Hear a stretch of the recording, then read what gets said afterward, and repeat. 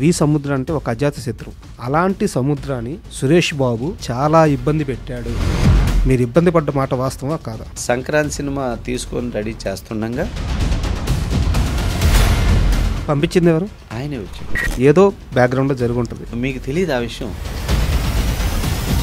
Hitler cinema start అయ్యే సమయానికి చిరంజీవి గారి మైండ్ సెట్ ఎలా ఉంది, హిట్లర్ వచ్చిన తర్వాత ఆ మైండ్ సెట్ ఎలా మారింది? స్టార్డమ్ వచ్చినాక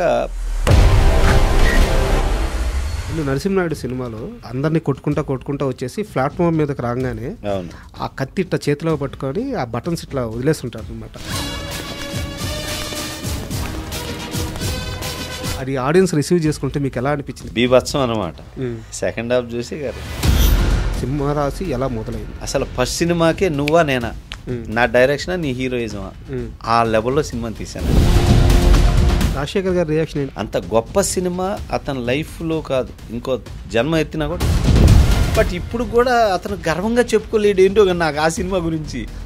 ఏదో అంకుశం అని చెప్తాడు, ఆ అంకుశం మర్చిపోయారు జనం. ఎవడైతే నాకేంటి సినిమా వల్ల మానసిక క్షోభ అనుభవించాడు వి సముద్ర. ఈ సినిమా సక్సెస్ రేపు డైరెక్టర్ పట్టుకుపోతాడు. ఈ పేరు డైరెక్టర్కి వెళ్ళకూడదు.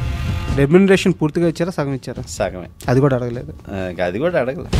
ఫస్ట్ టైం నా జీవితంలో సెట్ నుంచి వెళ్ళిపోయిన సినిమా అదే, శివరామరాజు. ఆ సినిమా షూటింగ్ టైంలో హరికృష్ణ గారితో మర్చిపోలేని ఒక ఇన్సిడెంట్ ఏదైనా ఉంటే చెప్తారా? అమ్మవారి విగ్రహం సీనే తీస్తున్నా, షాట్ పెట్టి కెమెరా ముందుకు వెళ్ళంగానే ఒక పెద్ద అరుపు, ఏ అని చెప్పేసి. ఆ సినిమాలో ఒక్క చాట కావాలి హరికృష్ణ గారి విషయంలో గుండె జల్లు మందండి. యాక్సిడెంట్. ఈ లారీ ఇలా రావాలి, హరికృష్ణ గారు ఇలా రావాలి. ఈ షాట్ చేస్తున్నాం, హరికృష్ణ గారికి యాక్షన్ చెప్పగానే లారీ కదిలింది, ఈయన పరిగెత్తాడు, టమాటా మీద కాలు పడి స్లిప్ అయ్యాడు. భయపడ్డారు ఆయన. కొంతమంది హీరోలు చేయరు, భయపడి పారిపోతారు. నందమూరి వాళ్ళకి ఏంటంటే క్రౌడ్ చూస్తే ఊపొస్తుంది. హరికృష్ణ గారు ఇక జూనియర్ ఎన్టీఆర్ గారు ఎక్కడ పరిచయం అయ్యారు? పట్టుకున్నా అంటే గిచ్చి వదిలిపెట్టేస్తాడు. హరికృష్ణ గారితో మీకు ఒక ట్రావెల్ ఉంది కాబట్టి ఆయన బతుకున్నప్పుడే సముద్ర నా బిడ్డ తండ్రికి ఉండే గర్వం ఈ రోజుల్లో చూపించారు. కళ్యాణ్ గురించి కొంచెం టెన్షన్ పడేవాడు.